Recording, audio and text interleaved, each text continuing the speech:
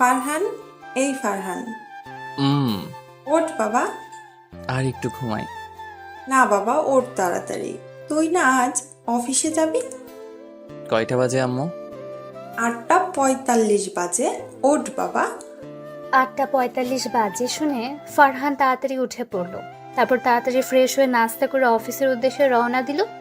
Office যেতে যেতে পরিচয়টা দেওয়া যাক। আমি ফারহান আহমেদ। সবেমাত্র লেখাপড়া শেষ করে আব্বুর বন্ধুর অফিসে নতুন জয়েন করেছি।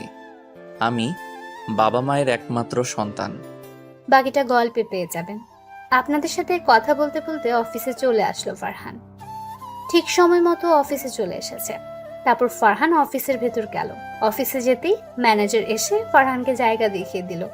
ফারহান গিয়ে ওর জায়গাতে বসলো। একটু পরে পিয়ন এসে বলল, স্যার, আপনাকে বস ডাকছে।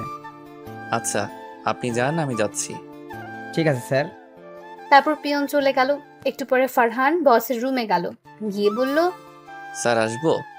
আসো বাবা ফারহান, বসো। স্যার আমাকে ডেকেছেন? আর তুমি আমাকে স্যার বলছো কেন বাবা? আমাকে তুমি আঙ্কেল বলবে। ঠিক আছে আঙ্কেল। তা কেমন লাগছে বাবা আমার এই অফিস? ভালো আঙ্কেল। তোমার কাজ বুঝতে কোনো সমস্যা হচ্ছে না তো বাবা?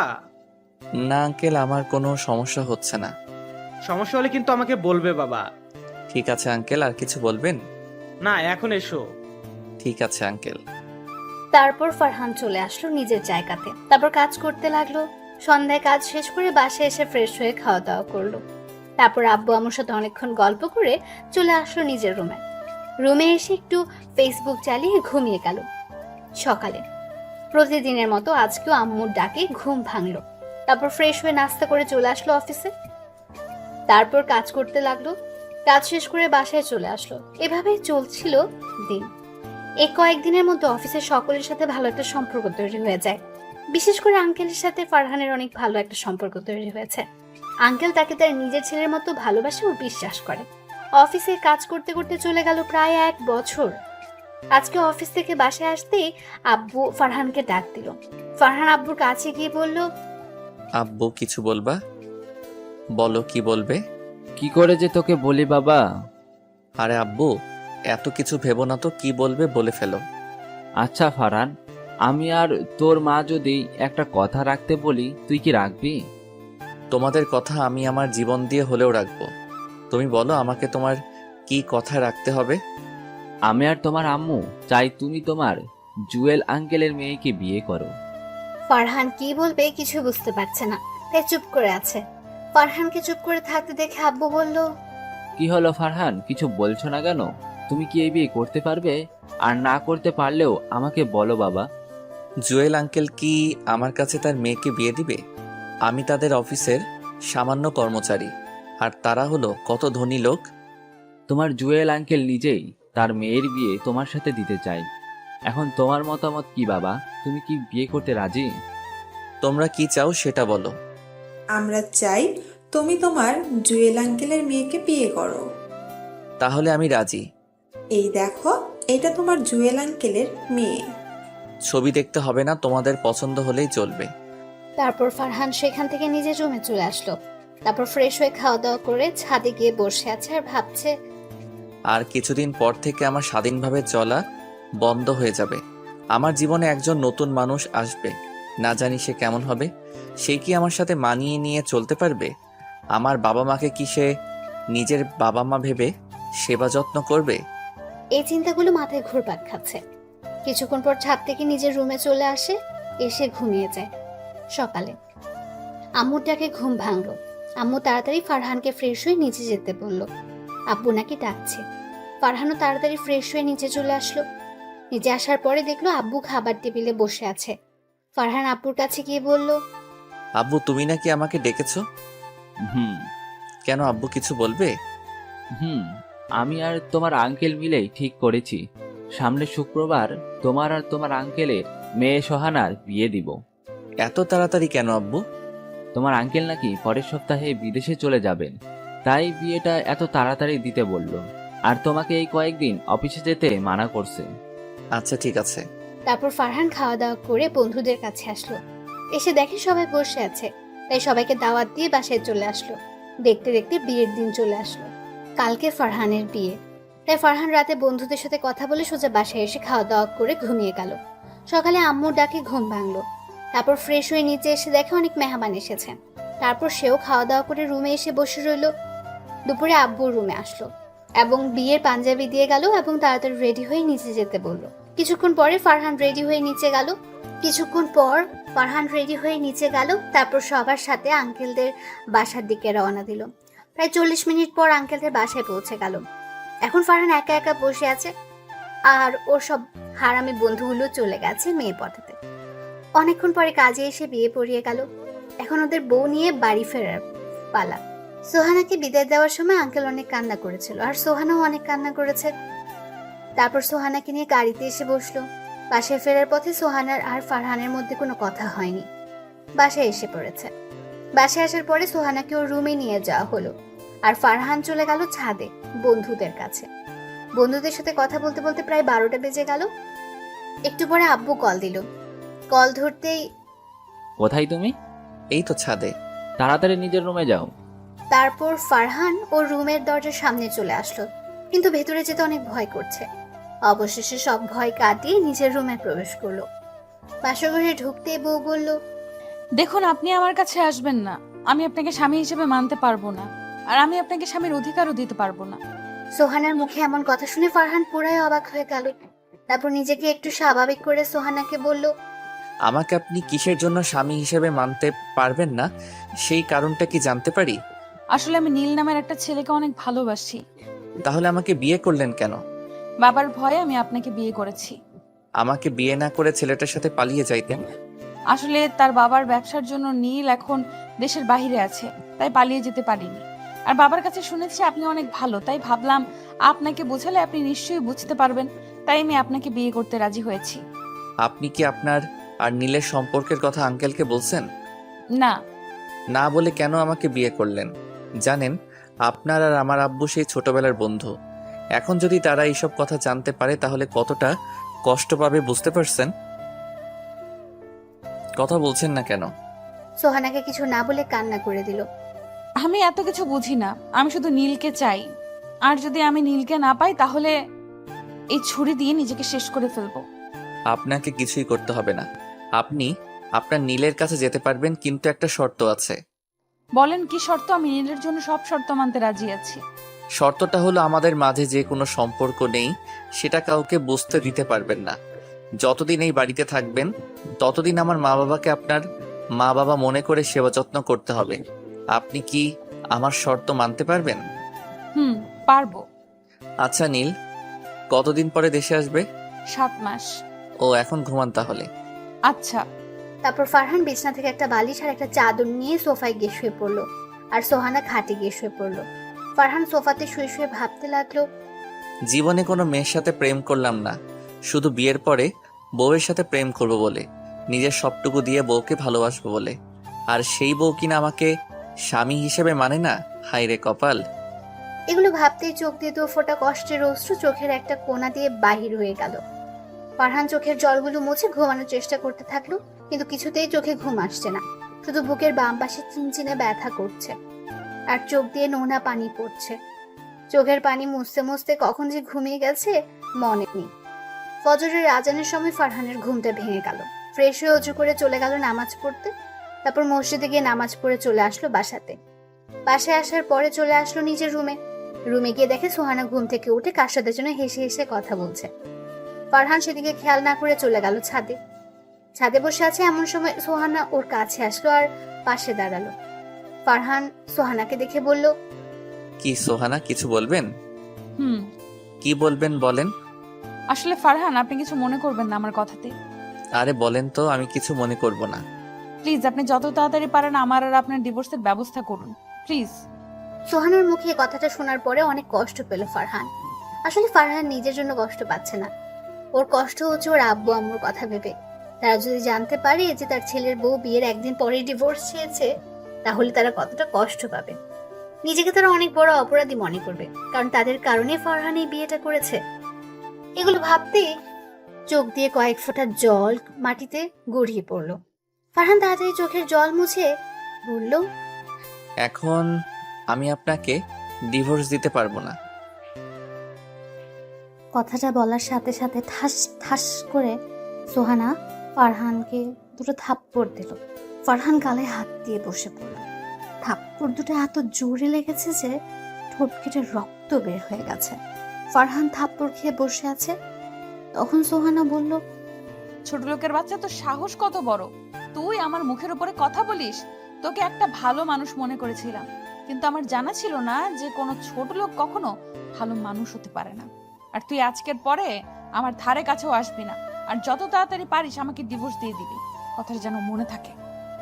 এই কথাগুলো বলে সোহানা নিচে চলে গেল, আর ফারহান সেখানে বসে রইল আর কিছুক্ষণ আগে ঘটে যাওয়া ঘটনাগুলো ভাবতে থাকলো। সোহানার বলা কথাগুলো ভাবতে চোখে পানি চলে আসলো। অনেকক্ষণ ছাদের একটা কোণাতে বসে কান্না করলো। তারপর নিজের রুমে এসে চলে গেল ওয়াশরুমে। অনেকক্ষণ ওয়াশরুমের ভেতরে গিয়েও কান্না করলো। তারপর চোখ মুখে পানি দিয়ে বাইরে চলে আসলো। এসে সোফাতে বসে আছে, তখনই আম্মু আসলো খাবার খাওয়ার জন্য ডাকতে। ফারহান আম্মুকে বলল, আসছি, তুমি যাও। তারপর আম্মু চলে গেল। বারান্দাতে সোহানার কার সাথে যেন অনেকক্ষণ হেসে হেসে ফোনে কথা বলছে। ফারহান গিয়ে সোহানাকে ডাক দিয়ে বলল, সোহানা আম্মু আপনাকে আর আমাকে খাবার খাওয়ার জন্য নিচে ডেকেছে। তুই যা, আমি পরে খাবো। দুজনকে একসাথে যেতে বলছে। আমি এখন নীলের সাথে কথা বলতেছি, এখন যেতে পারবো না, তুই যা। পরে কথা বললেন, এখন চলেন। তোকে যেতে বলছি না? আমাকে এত ডাকতেছিস কেন? দেখছিস না আমি নীলের সাথে কথা বলতেছি? ঠাস ঠাস করে চল লাগালো। ফারহান গালে হাত দিয়ে চুপ করে দাঁড়িয়ে থাকলো। কিরে, এখনো এখানে দাঁড়িয়ে আছিস কেন? যা, আমি নীলের সাথে কথা বলে একটু পরে আসছি। তারপর ফারহান কিছু না বলে মাথাটা নিচু করে নিচে চলে আসলো। নিচে আসতে আম্মু বলল, কিরে ফারহান, বৌমা কোথায়?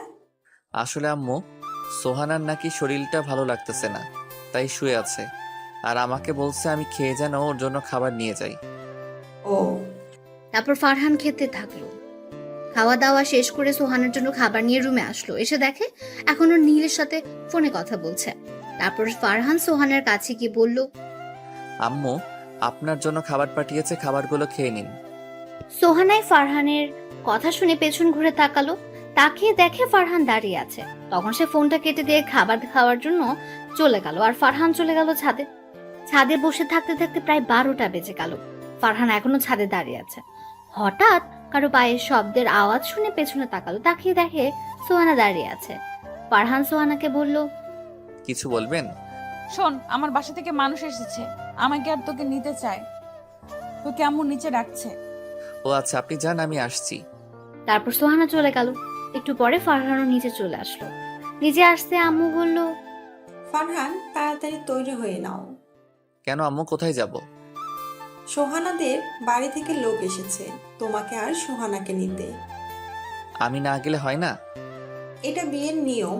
বিয়ের পরের দিন বউয়ের সাথে বউয়ের বাপের বাড়ি যেতে হয়, তাই তুমি আর কোনো কথা না বলে তাড়াতাড়ি তৈরি হয়ে নিচে আসো। ফারহান আর কিছু বলল না। জানে এখন আম্মুকে বললেও লাভ হবে না, সে যেতেই হবে। তাই আর কথা না বাড়িয়ে চলে আসলো নিজের রুমে। এসে গোসল করে একটা নীল কালার পাঞ্জাবি পরলো। তারপর রেডি হয়ে নিচে আসলো। নিজে এসে বসে আছে, কিন্তু সোহানার আসার কোনো নামগন্ধ নেই। প্রায় 1 ঘন্টা পর দেখলো সোহানা আসছে। সোহানাকে দেখতে পুরো একটা নীল পরীর মতো লাগছে। নীল শাড়ি, নীল চুড়ি, ঠোঁটে হালকা লিপস্টিক, চোখে গাঢ় কাজল, চুলের খোপাতে একটা লাল গোলাপ ফুল। এক কথা বলতে গেলে পুরাই একটা পরী। ফারহান সোহানার দিকে এক ধ্যানে তাকিয়ে আছে। হঠাৎ সোহানার বলা কথাগুলো মনে পড়তে চোখ নামিয়ে নিল, আর মনটাও খারাপ হয়ে গেল। তারপর সোহানার বাড়ির লোকের সাথে সোহানাদের বাড়িতে আসলো। বাড়িতে আসার পরে সোহানায় ফারহানকে রেখে বাড়ির ভেতরে চলে গেল। আর তার বাড়ির সকলে ফারহানকে বরণ করে সব নিয়ম কানুন শেষ করে বাড়ির ভেতরে নিয়ে গেল। তারপর সোহানার কিছু কাজিন ফারহানকে একটা রুমে নিয়ে গেল এবং সেখানে রেখে সবাই চলে গেল। রুমটা দেখে বুঝতে পারলো এটা সোহানার রুম। ফারহান চুপ করে সোফায় বসে আছে। এমন সময় আঙ্কেল আসলো রুমে। আসসালামু আলাইকুম আঙ্কেল। ওয়ালাইকুম আসসালাম। কেমন আছেন আঙ্কেল? ভালো বাবা, তুমি কেমন আছো? ভালো। তোমার আব্বু আম্মু কেমন আছে বাবা? তারা ভালো আছে। যে জন্য এসেছি, তুমি আর সোহানা তাড়াতাড়ি নিচে খেতে এসো বাবা। আচ্ছা আঙ্কেল, আমি সোহানাকে নিয়ে আসছি, আপনি যান। তারপর আঙ্কেল নিচে চলে গেল। একটু পরে সোহানায় বারান্দা থেকে আসলো। ফারহান বলল, আঙ্কেল, খাবার খাওয়ার জন্য নিচে ডেকেছেন? চল। তারপর নিচে চলে আসলো খাবার খাওয়ার জন্য। অনেক রকমের খাবার দিয়ে টেবিলটা সাজিয়েছে, আর অনেক দামি দামি খাবার রান্না করেছে, যা ফারহান জীবনের চোখেও দেখেনি। সবাই অনেক জোরাজুরি করে অনেক খাবার খাওয়ালো। খাবার টেবিলে সোহানার সাথে কোনো কথা হলো না। তারপর ফারহানও খেয়ে রুমে চলে আসলো। একটু পরে সোহানায় আসলো। এসেই শুরু হয়ে গেল নীলের সাথে কথা বলা। অনেকক্ষণ কথা বলে সোহানা ফারহানের কাছে আসলো। সোহানা কাছে এসে বলল, ওই শোন, জি বলেন। কালকে বিকেলে তোদের বাসায় যাওয়ার সময় একটা জায়গায় যাব, কোথায় যাবেন? উকিলের কাছে। উকিলের কাছে যাবেন কেন? তোর আর আমার ডিভোর্সের জন্য। ফারহান আর কিছু বলল না, শুধু মাথাটা ঝুলিয়ে হ্যাঁ বলে দিল। তারপর সোহানা আবার চলে গেল নীলের সাথে কথা বলতে, আর ফারহান চলে আসলো ছাদে। ছাদে এসে দেখে আকাশে আজকে চাঁদ উঠেছে। ফারহান ছাদের একটা কোণাতে গিয়ে আকাশের দিকে তাকিয়ে রইল।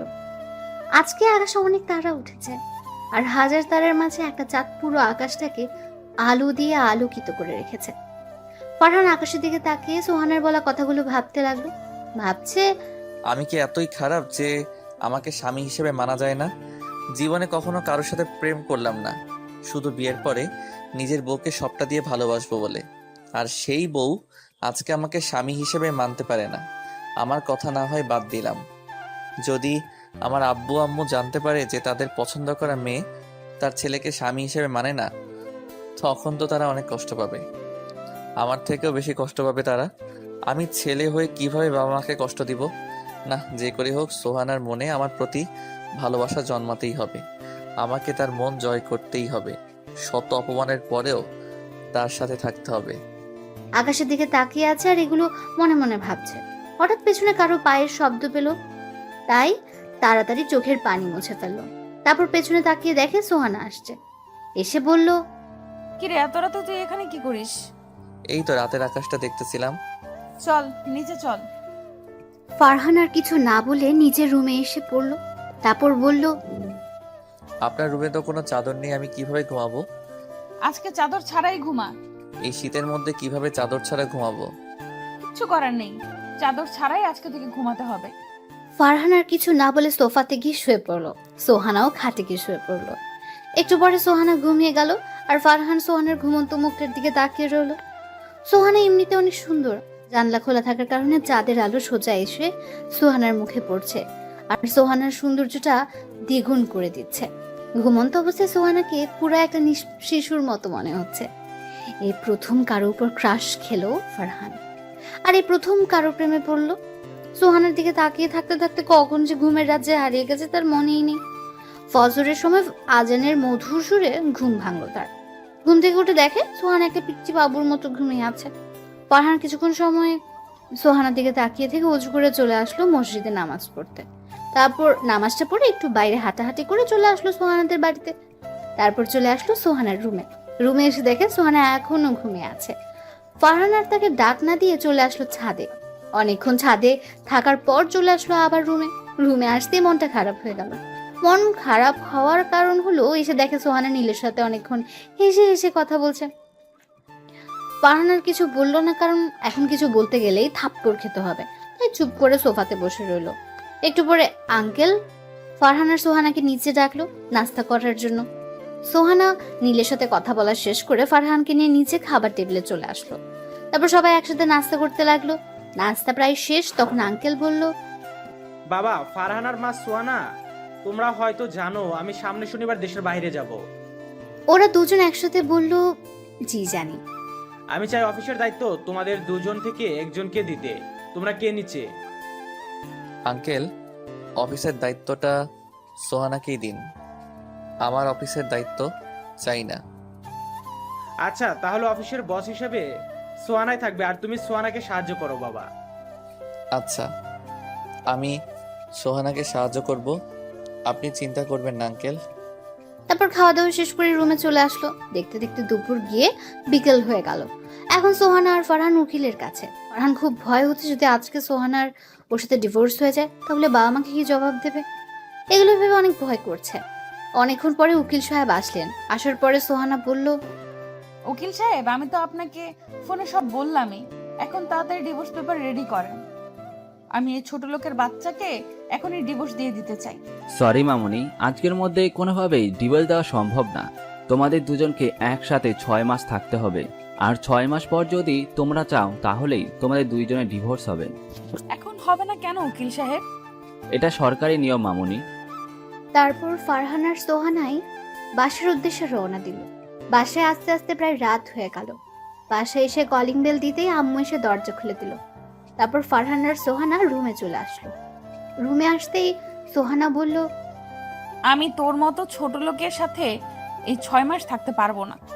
এখন যে কিছু করার নেই, আপনাকে এই 6 মাস আমার সাথে থাকতেই হবে। কথা দিচ্ছি, আপনার অনুমতি ছাড়া আমি আপনার কাছ থেকে স্বামীর অধিকার চাইব না। আর আমি একটা শর্ত দিয়েছিলাম, আপনার কি সেই শর্তটা মনে আছে? আছে। তারপর ফারহান ফ্রেশ হতে চলে আসলো ওয়াশরুমে। ফ্রেশ হয়ে চলে আসলো ছাদে। ছাদে এসে বসে আছে ছাদের একটা কোণাতে, আকাশের দিকে তাকিয়ে আছে। এমন সময় মনে হলো কেউ একজন ছাদে এসেছে। তাই ফারহান পেছনে তাকালো, তাকিয়ে দেখে আম্মু ছাদে এসেছে। ফারহান আম্মুকে বলল, আম্মু, তুমি এত রাতে ছাদে এসেছো কেন? এমনি। তুই এত রাতে ছাদে কি করিস? বৌমাকে ঘরে একা রেখে তুই ছাদে এসেছিস কেন? অনেক দিন হলো রাতের বেলার আকাশটা দেখি না, তাই ছাদে আসলাম। আর সোহানাকে বলছিলাম আসতে, কিন্তু সোহানা আসে নাই। ওর নাকি শরীরটা একটু খারাপ লাগতেছে, তাই বিশ্রাম নিচ্ছে। ঠিক আছে, অনেকক্ষণ ছাদে থাকছো, এখন নিজের রুমে চলে যাও। তারপর ফারহান আর কিছু না বলে চলে আসলো রুমে। রুমে এসে প্রতিদিনের মতো আজকেও দেখছে সোহানা নীলের সাথে কথা বলছে। ফারহান কিছু না বলে সোফায় গিয়ে শুয়ে পড়ল। প্রায় 1 ঘন্টা 30 মিনিট পর সোহানা বারান্দা থেকে রুমে এসে খাটে শুয়ে পড়ল এবং কিছুক্ষণ পরে ঘুমিয়ে গেল। ফারহানও সোহানার দিকে তাকিয়ে থাকতে থাকতে ঘুমের রাজ্যে হারিয়ে গেল।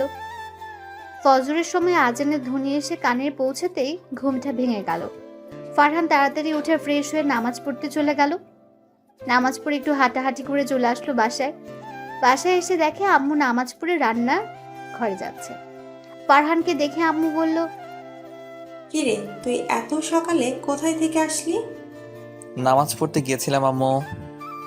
ও ভালো, আমার বৌমাটার দেখা যায় আমার ছেলেটাকে ভালো পথেই নিয়ে এসেছে। ফারহান একটা মুচকি হাসি দিয়ে চলে আসলো রুমে। রুমে এসে দেখে মহারানী এখনো ঘুমাচ্ছে। ফারহান সোহানাকে ডাক দিতে থাকলো। সোহানা, এই সোহানা, শুনছেন? সোহানা কোনো সারা শব্দ করছে না দেখে সোহানাকে একটু ধাক্কা দিয়ে ডাকলো।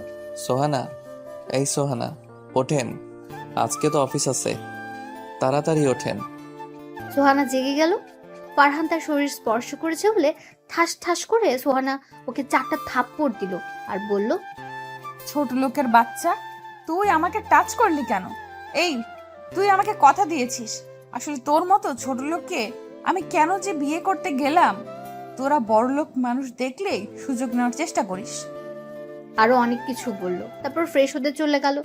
আর ফারহান সেখানে গালে হাত দিয়ে দাঁড়িয়ে রইল। তার ঠোঁট কেটে গিয়ে রক্ত পড়ছে আর চোখ দিয়ে 2 ফোঁটা নোনা জল গড়িয়ে নিচে পড়ে গেল। ফারহান তৈরি হয়ে না খেয়ে অফিসে চলে আসলো। না খাওয়ার কারণ হলো, যদি খাবার খেতে টেবিলে যেত তখন আম্মু আর আব্বু ঠোঁটে যে কেটে গেছে তা দেখে ফেলতো, আর আম্মু বুঝে যেত সোহানাই থাপ্পড় দিয়েছে। তাই না খেয়ে অফিসে চলে আসলো। অফিসে এসে নিজের জায়গাতে বসে কাজ করছে। এমন সময় আঙ্কেল আর সোহানা অফিসে প্রবেশ করলো। একটু পরে সবাইকে একটা রুমে ডাকা হলো। ওরা সবাই সেই রুমে গেল। তারপর আঙ্কেল বলল, আজকের পর থেকে আমি আর অফিসে আসবো না। আমার জায়গাতে আমার মেয়ে বসবে এবং এই অফিসে দেখাশোনা করবে। আশা করি আপনারা সকলেই আমার মেয়েকে সকল কাজে সাহায্য করবেন। তারপর আঙ্কেল চলে গেলেন বাসায় আর সবাই সবার জায়গাতে চলে গেল। ফারহানও ওর জায়গাতে এসে কাজ করতে থাকলো। এমন সময় পিয়ন এসে বলল, স্যার, আপনাকে একটু ম্যাডাম ডেকেছে। তারপর ফারহান বসের রুমের সামনে গিয়ে বলল, ম্যাম, আসবো? আসেন। ম্যাম, আমাকে আপনি ডেকেছেন? এখানে এই ফাইলগুলো আছে, আজকের মধ্যে কমপ্লিট করে জমা দিবেন। অনেকগুলো ফাইল ওর দিকে এগিয়ে দিয়ে। ম্যাডাম, আজকের মধ্যে এতগুলো ফাইল কমপ্লিট করা তো সম্ভব না। সম্ভব না কেন? আজকের মধ্যে বলেছি তো, আজকের মধ্যে এই ফাইলগুলো কমপ্লিট করে দিবেন। যতক্ষণ ফাইল কমপ্লিট না হয় ততক্ষণ আপনার ছুটি নাই। ফারহান আর কিছু বলল না, ফাইলগুলো নিয়ে চলে আসলো নিজের জায়গায়। তারপর কাজ করতে থাকলো। কাজ করতে করতে দুপুর হয়ে গেল। সবাই দুপুরের খাবার খাওয়ার জন্য গেল, কিন্তু ফারহান গেল না, কাজ করতে থাকলো। কাজ শেষ করতে করতে রাত 9টা বেজে গেল।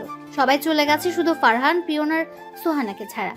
ফারহান ফাইলগুলো জমা দিয়ে যখন আসতে যাবে, তখন পিয়ন বলল, স্যার আপনাকে একটু ম্যাডাম ডেকেছে। ফারহান তাড়াতাড়ি ম্যাডামের রুমে গেল, গিয়ে বলল, ম্যাডাম আসবো? আসেন। জি ম্যাডাম, বলুন কেন ডেকেছেন? ফাইলগুলো কমপ্লিট হয়েছে? হুম। ভালো। এখন এই ফাইলগুলো দেখছেন, এগুলো নিয়ে যান, কালকের মধ্যে কমপ্লিট করে দিবেন। ফারহান কিছু বলল না, ফাইলগুলো নিয়ে অফিস থেকে চলে আসলো। এসে রিক্সার জন্য দাঁড়িয়ে রইল। কিছুক্ষণ পরে দেখলো সোহানার গাড়ি নিয়ে বের হচ্ছে। ফারহান ভাবছিল ওকেও সাথে করে নিয়ে যাবে, কিন্তু সোহানা ফারহানকে তার সাথে বাসায় নিয়ে গেল না। অনেকক্ষণ দাঁড়িয়ে থাকার পর একটা রিক্সা আসলো, সেটা নিয়ে ফারহান বাসায় চলে আসলো। বাসায় এসে ফ্রেশ হয়ে খাওয়া দাওয়া করে চলে গেল ছাদে। অনেকক্ষণ আকাশের দিকে তাকিয়ে থেকে চলে আসলো রুমে। রুমে এসে দেখলো সোহানা নীলের সাথে অনেক হাসাহাসি করে বারান্দায় বসে ফোনে কথা বলছে। ফারহান আর সেদিকে খেয়াল না করে ফাইলগুলো নিয়ে বসলো। একটু পরে সোহানা এসে শুয়ে পড়লো, আর ফারহান ফাইলগুলো কমপ্লিট করতে থাকলো। ফাইল দেখতে দেখতে প্রায় রাত 2টা বেজে গেছে। একটু পরে সবগুলো ফাইল কমপ্লিট করা হলো। ফারহান আর ঘুমালো না, চলে গেল ছাদে 1 কাপ কফি নিয়ে।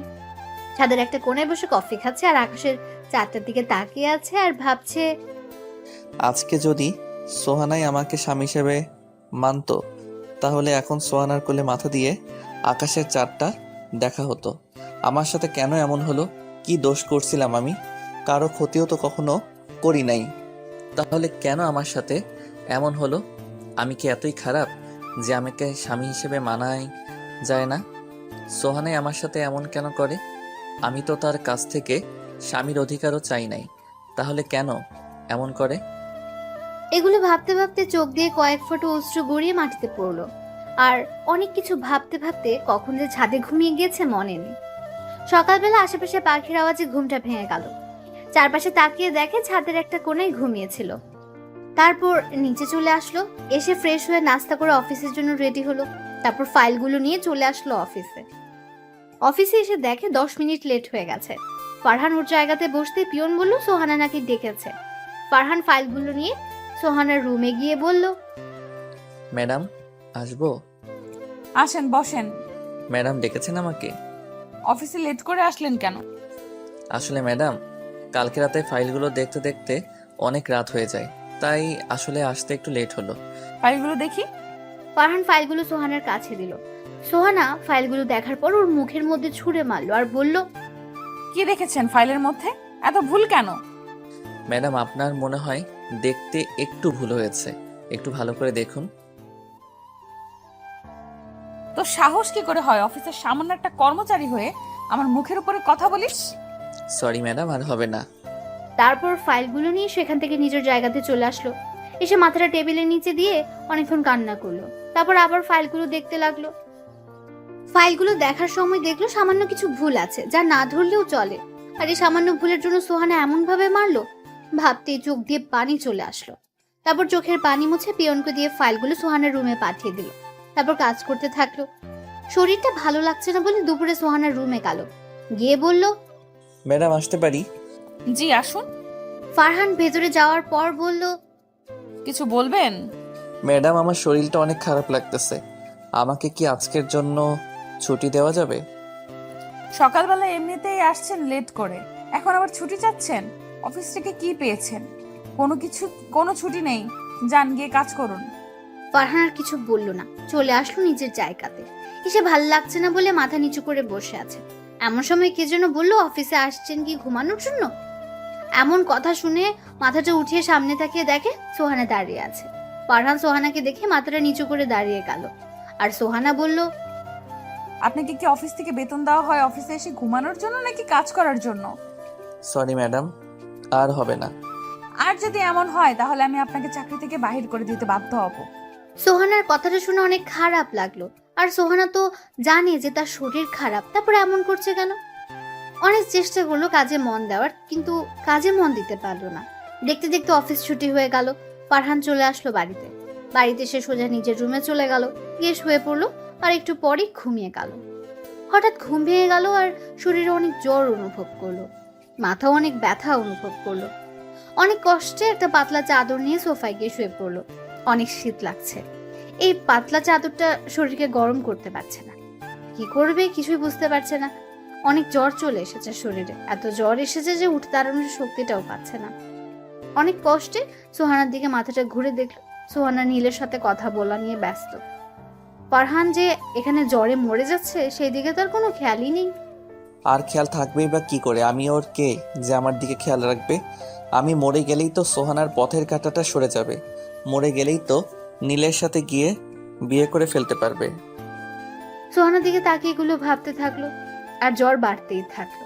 ফারহান জ্বরে কাঁপতে থাকলো আর সহ্য করতে না পেরে অনেক কষ্টে সোহানাকে ডাক দিল। সোহানা ওর কাছে আসলো আর ফারহান বলল, সোহানা, আমার খুব জ্বর এসেছে, তুমি কি আমাকে একটু বাটি দিয়ে একটু পানি দিতে পারবে? সোহানা ওর কথা শুনে ছোট একটা বাটি দিয়ে একটু পানি দিল, তারপর আবার চলে গেল নীলের সাথে কথা বলতে। আর ফারহান তার পকেট থেকে রুমালটা বের করে সেটা ভিজে নিজে নিজে মাথায় দিতে লাগলো। অনেকক্ষণ দেওয়ার পর জ্বর একটু কমলো, কিন্তু শুতে কাঁপুনিটা কমলো না। ফারহান শীতে কাঁপছে আর সোহানা নীলের সাথে কথা বলছে, এটা দেখে অনেক কষ্ট হলো তার। যদি আজ সোহানাই আমাকে স্বামী হিসেবে মানতো তাহলে হয়তো শীতের মধ্যে এত কষ্ট আমাকে করতে হতো না। যদি সে আমার স্ত্রী হতো তাহলে এখন আমার সেবা করত, পরপুরুষের সাথে ফোনে কথা বলতো না। আজ গরিব বলে সোহানাই আমাকে স্বামী হিসেবে মানতে পারছে না। যদি বড়লোক হতাম তাহলে কি সোহানাই আমাকে স্বামী হিসেবে না মেনে পারতো? কখনোই পারতো না। আজকে গরিব বলে সোহানার কাছে আমার কোনো দাম নেই। যদি বড়লোক হতাম তাহলে সেই আমাকে দাম দিত, আমার কথাগুলো অক্ষরে অক্ষরে পালন করত। কিন্তু আমি তো আর বড়লোক না, তাই সোহানাও আমাকে স্বামী হিসেবে মানতে পারে না, আমার কথাগুলো পালন করে না। আচ্ছা, আমি কি ইচ্ছা করে গরিব হয়ে জন্মেছি? আচ্ছা, গরিব বলে কি আমরা মানুষ না?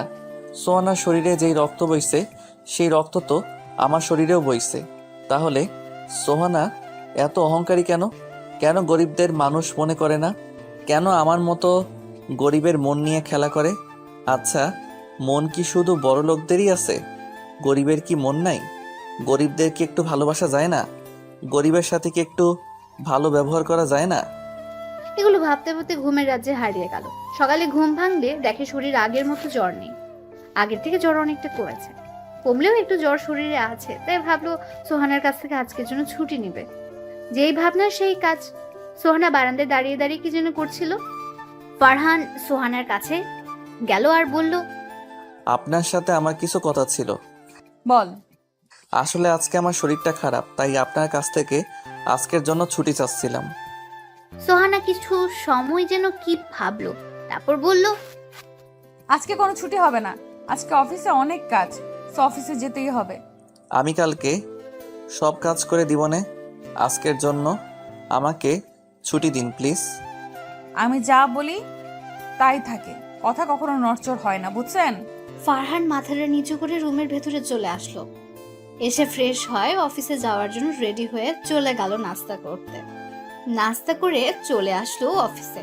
অফিসে এসে যেই নিজের ক্যাবিনে বসবে তখন মনি হলো তার একজন কলিগের নাম। মনি আসলো তার কাছে, এসে বলল, ফারহান, তোমাকে আজকে এমন দেখাচ্ছে কেন? কই, কেমন দেখাচ্ছে? কেন জানি অসুস্থ অসুস্থ লাগছে।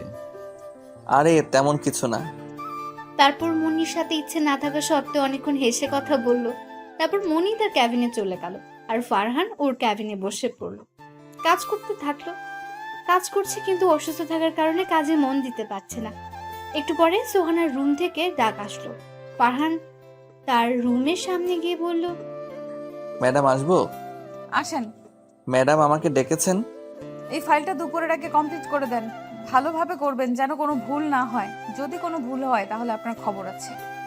ম্যাডাম আর কিছু বলবেন? না, আর কিছু বলবো না, আপনি এখন আসতে পারেন। ফারহান চলে আসলো ওর ক্যাবিনে, এসে মনোযোগ দিয়ে কাজটা করতে থাকলো। দুপুরে ফাইলটা নিয়ে ম্যাডামের কাছে গেল, গিয়ে বলল, ম্যাডাম আসতে পারি? জি আসুন। তারপর ফারহান সোহানার দিকে ফাইলটা দিয়ে বলল, ম্যাডাম, ফাইলটা সম্পূর্ণ কমপ্লিট। দেখি কেমন কমপ্লিট করেছেন। কিছুক্ষণ দেখার পরে বলল ফাইলটাতে নাকি ভুল আছে। ফারহান তো সোহানার কথা অবাক হয়ে সোহানার দিকে তাকিয়ে রইলো।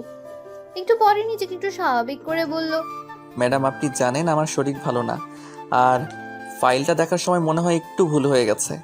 আমি তো অসুস্থ, আবার ঠিক করতে গিয়ে যদি ভুল করে ফেলি তাই বলি কি আপনি ফাইলটা ঠিক করে ফেলুন। তো সাহস কত বড়, তুই আমাকে ফাইল ঠিক করতে বলিস? আমি যদি ফাইল ঠিক করি তাহলে তোর মতো ছোট লোককে কেন রেখেছি আমার অফিসে? কেন তোকে মাস শেষে বেতন দিচ্ছি?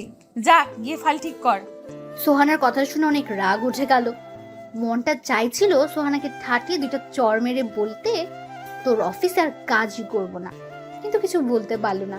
যদি কিছু বলে তাহলে চাকরি থেকে বের করে দেবে, আর চাকরি না করলে যে সংসারও চলবে না, চাকরি না করলে যে বাবা মায়ের মুখে 2 মুঠো ভাত তুলে দিতে পারবে না। তাই নিজের রাগটাকে মাটি করে মাথাটা নিচু করে ফাইলটা নিয়ে চলে আসলো নিজের ক্যাবিনে। ক্যাবিনে এসে ভালো করে ফাইলটা দেখতে লাগলো। অনেকক্ষণ দেখার পরে ছোট একটা ভুল পেল, যেটা ধরলেও চলে আবার না ধরলেও চলে, এই সামান্য ভুল থাকতেই পারে, তাই বলে এমন করবে? তারপর ভুলটা ঠিক করে আবার সোহানার রুমে গেল, গিয়ে বলল, ম্যাডাম আসবো? জি আসেন। এই যে ম্যাডাম ফাইলটা। এখানে রাখুন আর এই ফাইলগুলো নিয়ে যান, কালকের মধ্যে সব কমপ্লিট করে দিবেন, আর কোনো ভুল যেন না হয়। ম্যাডাম একদিনের মধ্যে এতগুলো ফাইল আমার পক্ষে কমপ্লিট করা সম্ভব না। এই কয়েকটা ফাইল একদিনে কমপ্লিট করতে পারবেন না? তাহলে কিসের জন্য অফিসে আসেন? আবার আব্বু বলতো আপনি নাকি অফিসের সবচেয়ে কাজে ভালো কর্মচারী। ফারহান কিছু না বলে ফাইলগুলো নিয়ে সোহানের ক্যাবিন থেকে নিজের ক্যাবিনে চলে আসলো আর ফাইলগুলো কমপ্লিট করতে লাগলো। ফাইল দেখতে দেখতে প্রায় রাত 9টা বেজে গেল, আর মাত্র 3টা ফাইল আছে। সে 3টা ফাইল নিয়ে অফিস থেকে বাড়ির উদ্দেশ্যে বের হলো। অনেকক্ষণ যাবত দাঁড়িয়ে আছে, কিন্তু কোনো কিছুই পাচ্ছে না, তাই হাঁটা শুরু করে দিল। একটু হাঁটার পরে শরীরটা অনেক খারাপ লাগছিল, তাই একটা দোকানে গিয়ে বসলো। দোকানে বসার কিছুক্ষণ পরে একটা গাড়ি এসে দোকানের সামনে দাঁড়ালো। গাড়ি থেকে একটা মেয়ে বের হয়ে আসলো। মেয়েটাকে অনেক চেনা চেনা লাগছিল, কোথায় যেন দেখেছে মনে হচ্ছে। ফারহান মেয়েটার দিকে তাকিয়ে সব ভাবছে, আর মেয়েটা তার সামনে এসে ডাকছে, তুই ফারহান না? কিন্তু আপনি কে? আরে আমি মেঘলা, আমাকে তুই চিনতে পারতেছিস না? ও তুই? সরি রে, তোকে চিনতে পারি নাই। It's okay. তা কেমন আছিস? ভালো না রে, তুই? আমি ভালো আছি। আচ্ছা তুই ভালো নাই কেন? পরে এক সময় বলবো নে। তা এখানে কি করিস, আর দেশে আসছিস কবে? কালকেই দেশে আসছি, আর তোকে দেখতে খুব ইচ্ছে করতেছিল, তাই তোদের বাড়ি চাইতেছিলাম। ও আমাকে তোর মনে আছে দেখছি। তোকে ভুলে যাব? এটা তুই ভাবলি কি করে? আরে মজা করলাম। তা তোর হাতে এগুলো কিসের ফাইল?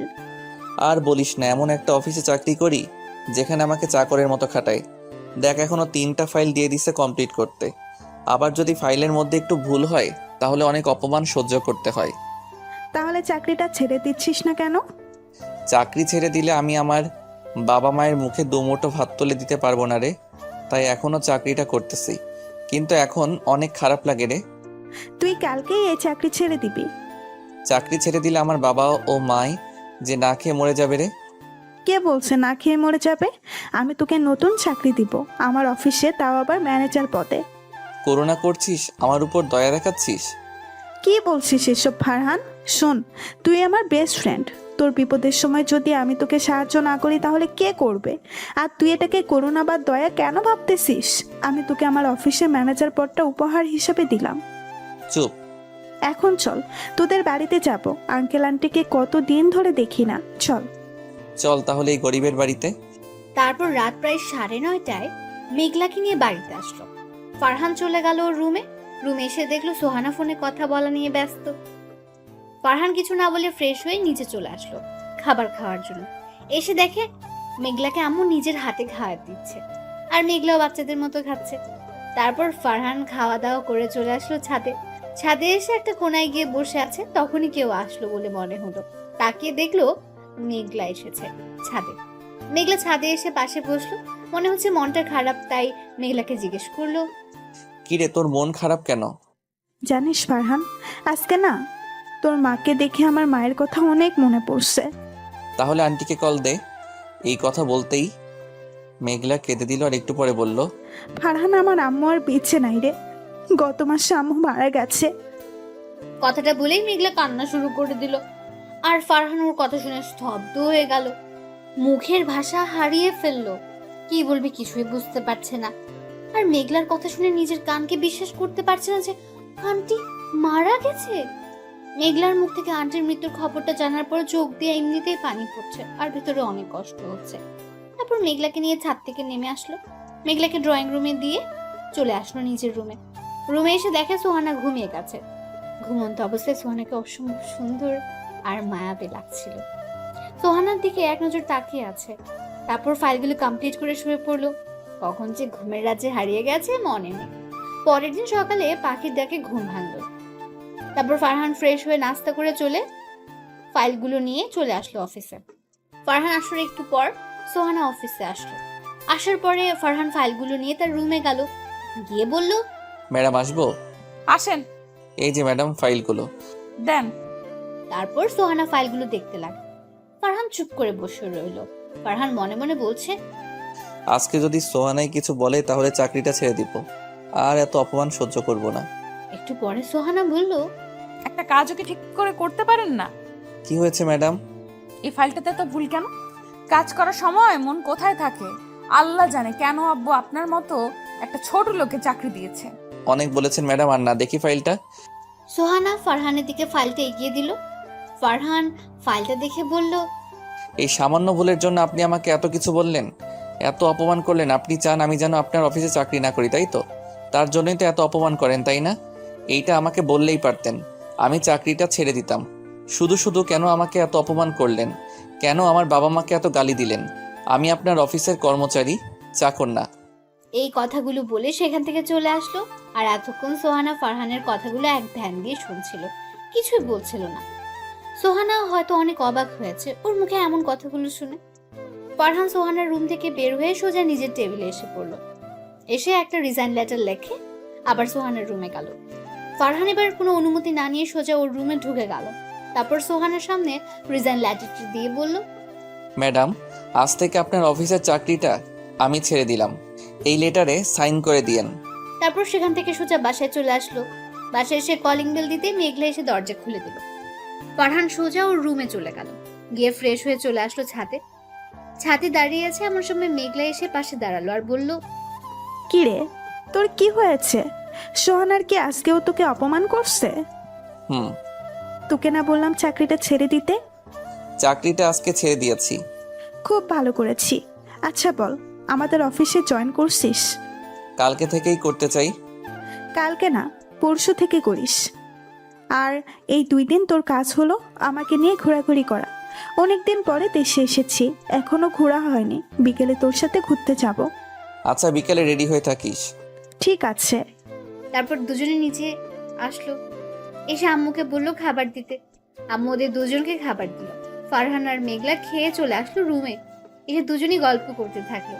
মেঘলা এক সময় বলল, শুনলাম তুই নাকি বিয়ে করেছিস। হুম। তো তোর বউ দেখতে কেমন?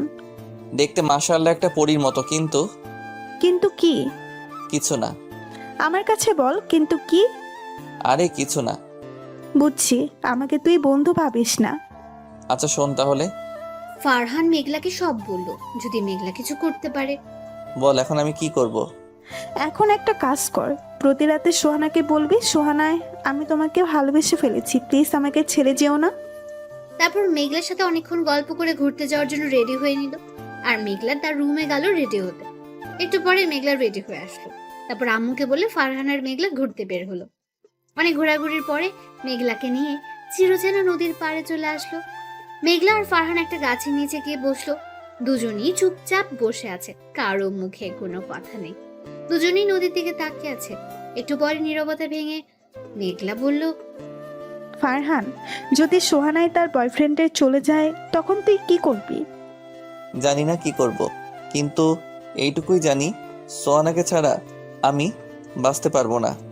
সোহানাকে তুই অনেক ভালোবাসিস, তাই না? নিজের থেকে বেশি ভালোবেসে ফেলেছি এই কয়েকদিনে। এই পৃথিবীটা বড়ই অদ্ভুত, তাই না? কেউ ভালোবাসা পায় না আর কেউ ভালোবাসা পেয়েও চায় না। সোহানাই অনেক ভাগ্যবান যে তোর মতো স্বামী পেয়েছে। স্বামী পেয়েছে ঠিকই, কিন্তু সে তো আমাকে স্বামী হিসেবে মানে না।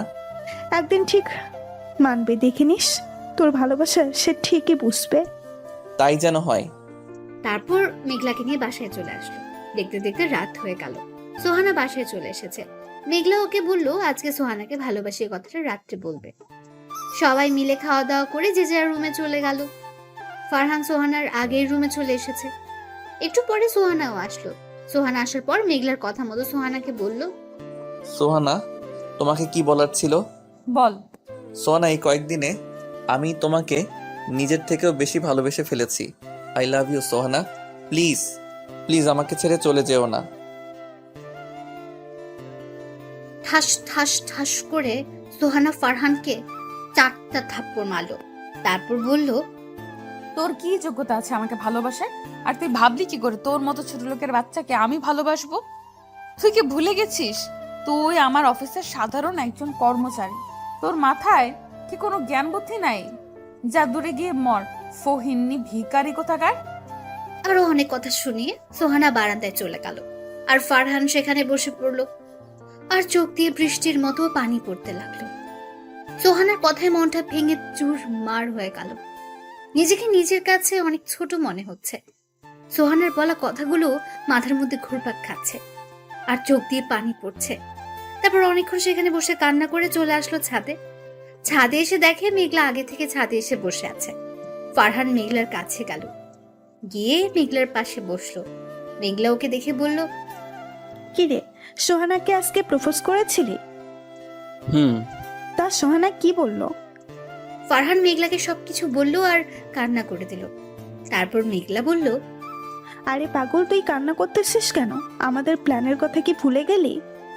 না রে, ভুলে যাইনি, কিন্তু সোহানার বলা কথাগুলোতে অনেক কষ্ট হচ্ছে। কিছু পেতে হলে কিছু কষ্ট করতেই হয়, বুঝছিস? হুম। তারপর মেঘলার সাথে আরো কথা বলে চলে আসলো রুমে। এসে সোফাতে শুয়ে পড়লো। সকালে ঘুম থেকে উঠতে মেঘলা এসে বলল তাকে নিয়ে ঘুরতে যেতে হবে। ফারহান প্রথমে রাজি হয়নি, কিন্তু পরে রাজি হতেই হয়েছে। মেঘলার সাথে ঘুরতে ঘুরতে দিনটা কেটে গেল।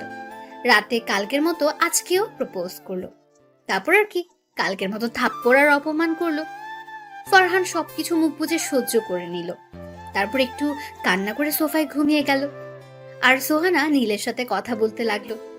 পরের দিন সকালে তাড়াতাড়ি উঠে ফ্রেশ হয়ে নাস্তা করে মেঘলাকে নিয়ে তাদের অফিসে গেল। অফিসে যাওয়ার পরে মেঘলার বাবা সাথে দেখা হলো। ওনার সাথে অনেকক্ষণ কথা বলল। তারপর তিনি ফারহানকে ওর কাজ বুঝিয়ে দিলেন। ফারহান চলে গেল কাজ করতে। ফারহান কাজ করছে আর মেঘলা পাশে বসে দেখছে। বিকেলে কাজ শেষ করে বাইর হয়ে দেখে মেঘলা ওর জন্য গাড়ি নিয়ে বসে আছে। ফারহান গিয়ে বসে পড়লো গাড়িতে। তারপর গাড়ি চলে আসলো বাসায়। ফারহান রুমে চলে আসলো। এসে দেখে সোহানা আগে অফিস থেকে চলে এসেছে। ফারহান তাকে কিছু না বলে চলে গেল ওয়াশরুমে। ফ্রেশ হয়ে চলে আসলো খাবার টেবিলে। সবার সাথে বসে খাওয়া দাওয়া করে চলে আসলো রুমে। একটু পরে সোহানা আসলো। আজকেও তাকে প্রপোজ করলো ফারহান, আর তার বিনিময়ে থাপ্পড় আর অপমান ছাড়া কিছুই পেল না। তারপর সোহানার থাপ্পড় আর অপমান নিয়ে ঘুমের রাজ্যে হারিয়ে গেল। সকালে কালকের মতো উঠে ফ্রেশ হয়ে অফিসে চলে আসলো। বিকেলে কাজ শেষ করে বাসায় আসলো। আজকে আর মেঘলার সাথে আসেনি, সে তার নিজের বাসায় চলে গেছে। প্রতি রাতের মতো আজকে সোহানাকে প্রপোজ করলো। আজকেও সোহানা থাপ্পড় আর অপমান করে বারান্দাতে চলে গেল। আর সে একটু কান্না করে সোফায় শুয়ে পড়লো। এভাবে কাটতে থাকলো ফারহান আর সোহানার দিনগুলো। সোহানাকে ফারহান প্রতি রাতে প্রপোজ করে, আর সোহানা থাপ্পড় আর অপমান করে। এখন আর আগের মতো কান্না করে না, কারণ এখন সোহানার থাপ্পড় আর অপমান সহ্য করার অভ্যাস হয়ে গেছে। দেখতে দেখতে চলে গেল 4টা মাস। এখনো সোহানা ফারহানের সাথে খারাপ ব্যবহার করে। এখনো প্রতি রাতে সোহানাকে প্রপোজ করে, আর সোহানা থাপ্পড় আর নানান কথা শোনায়। আজকে অফিস থেকে আসার সময় মেঘলাকে বলল, মেঘলা, সোহানাকে মনে হয় আমি পাবো না রে। কেন হঠাৎ এই কথা বলতেছিস কেন? দেখ, এই 4টা মাস ধরে আমি তাকে ভালোবাসার কথা বলতেছি, আর সে আমাকে থাপ্পড় আর অপমান করতেছে। এখন কি তোর মনে হয় সোহানাকে আমি পাবো? পাবি। আচ্ছা শোন, আজকে থেকে তুই আর সোহানাকে প্রপোজ করবি না, তার সাথে প্রয়োজন ছাড়া কোনো কথা বলবি না, আর সোহানাকে দেখিয়ে দেখিয়ে আমার সাথে প্রেম করার অভিনয় করবি, ঠিক আছে? এগুলো করলে দেখবি সব ঠিক হয়ে যাবে।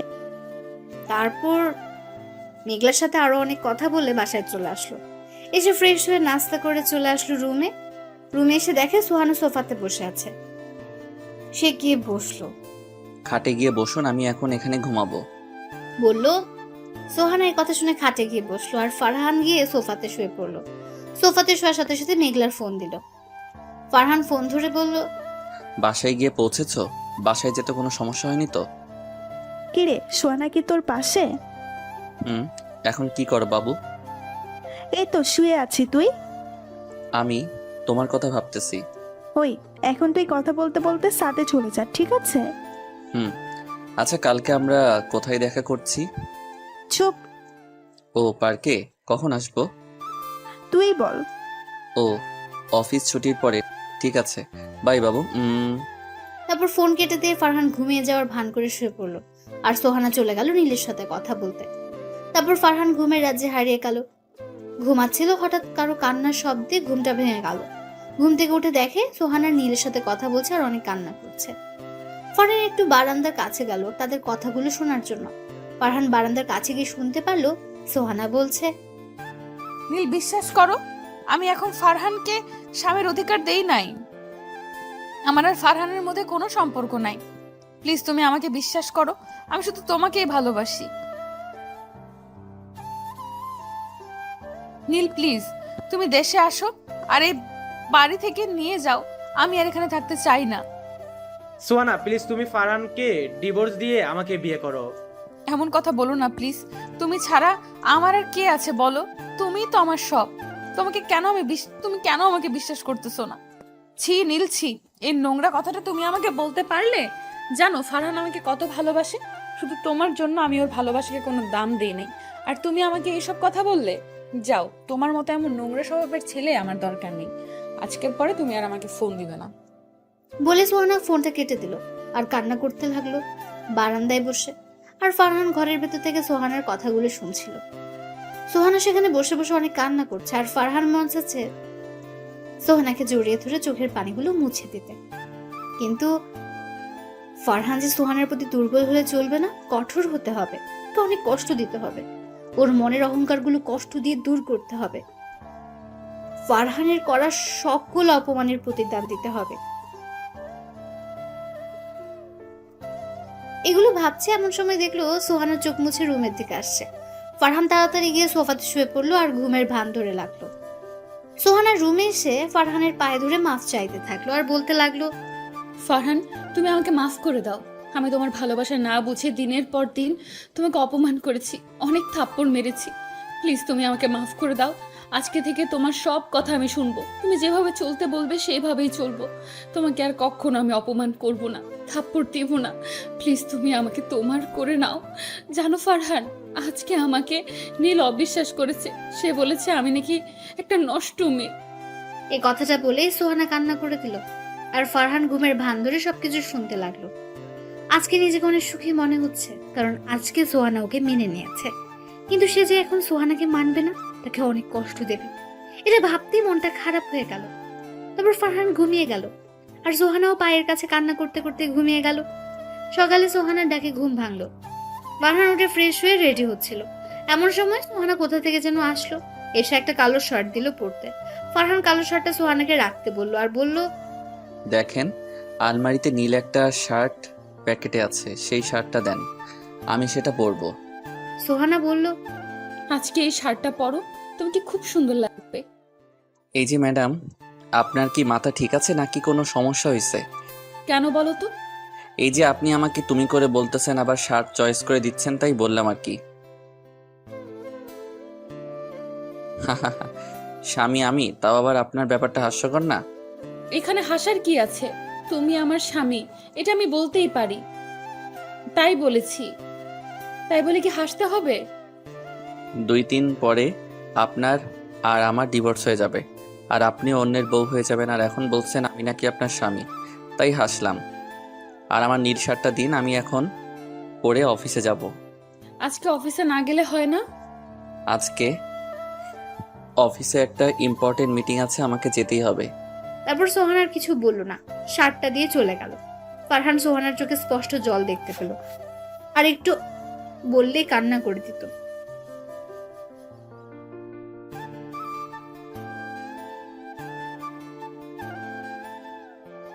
কিরে, কি অবস্থা? এই তো ভালো, তোর? এই তো আছি একরকম। আচ্ছা, কালকের ওষুধে কি কাজ হয়েছে? একটু হয়েছে। আচ্ছা, আজকে কি অফিস ছুটির পরে সত্যি সত্যি পার্কে যাবি? হুম। তারপর মেঘলার সাথে আরো অনেক কথা কাজ করতে থাকলো। কাজ করতে করতে দুপুর গিয়ে বিকেল হয়ে গেল। মেঘলা ফারহানকে নিয়ে রিক্সা করে চলে আসলো পার্কে। আসার সময় সোহানার অফিসের সামনে দিয়ে পার্কে আসলো। আসার দেখলো সোহানা ফারহান আর মেঘলাকে রিক্সা করে আসতে দেখলো। একটু পরে দেখলো সোহানা ওদের পিছু নিয়েছে। ফারহান আর মেঘলা পার্কে চলে আসলো। এসে একটা কোণাতে একটা বেঞ্চে গিয়ে ফারহান আর মেঘলা বসলো। একটু পরে দেখলো সোহানা ওদের ফলো করতে করতে এখানে চলে এসেছে। ফারহান সোহানায় এসে পড়েছে, অভিনয় শুরু করে দে। ঠিক আছে, সোহানার কাছে আসলে তুই কথা বল, শুরু করে দিবি। ঠিক আছে। সোহানা এসে ওদের পেছনের একটা বেঞ্চে বসলো। বসার সাথে সাথে মেঘলা বলতে শুরু করলো, ফারহান, তোমাকে ছাড়া আমার আর থাকতে মন চায় না। তুমি প্লিজ ওই মেয়েটাকে ডিভোর্স দিয়ে দাও। আমারও তোমাকে ছাড়া থাকতে মনে চায় না বাবু, আর কিছুদিন অপেক্ষা করো। আমি ওই মেয়েকে ডিভোর্স দিয়ে তোমাকে বিয়ে করব। প্লিজ ওই ড্যানিটাকে তুমি তাড়াতাড়ি ডিভোর্স দাও। ওকে দেখলেই আমার কাজ চলে যায়। ঠিক আছে, আমি কালকে উকিলের কাছে ডিভোর্সের ব্যাপারে কথা বলতে যাব। এখন খুশি? খুশি, অনেক অনেক খুশি। বলে ওকে জড়িয়ে ধরলো। আর ওইদিকে ফারহানের মেঘলার কথা শুনে সোহানা কান্না করতে করতে চলে গেল। সোহানার চলে যাওয়ার পরে মেঘলা ওকে ছেড়ে দিল আর বলে, চল ফারহান, অনেক দিন ধরে বাইরে তোর সাথে ঘুরি না, আজকে অনেক ঘুরবো। চলো। তারপর মেঘলার সাথে অনেক ঘোরাঘুরি করে একটা রেস্টুরেন্ট থেকে রাতের খাবার খেয়ে 10টা বাজে বাসায় আসলো। বাসায় এসে সোজা নিজের রুমে চলে গেল। রুমে ঢুকে দেখলো সোহানা কান্না করছে। আর জানি সে কেন কান্না করছে। তারপর জিজ্ঞেস করলো, আপনি কান্না করছেন কেন? আমার কথা শুনে সোহানা মাথা তুলে তাকালো, কিন্তু কিছু বলল না। আমি আবার জিজ্ঞাসা করলাম, কি হলো, কিছু বলছেন না কেন? কি হলো, কথা কি কানে যায় না? আপনি কান্না করতেছেন কেন? এই কি, আপনি এত রাতে কান্না করতেছেন কেন? কি হলো, কথা বলতেছেন না কেন? কি হলো বলেন, আপনি কান্না করতেছেন কেন? তারপর সোহানা ওকে কিছু না বলে দৌড়ে এসে জড়িয়ে ধরলো আর কান্না করতে থাকলো। ফারহান কোনো রকম সোহানাকে তার বুক থেকে সরিয়ে দিয়ে ওটা চড় লাগিয়ে দিল। সমস্যা কি আপনার, কি করছেন?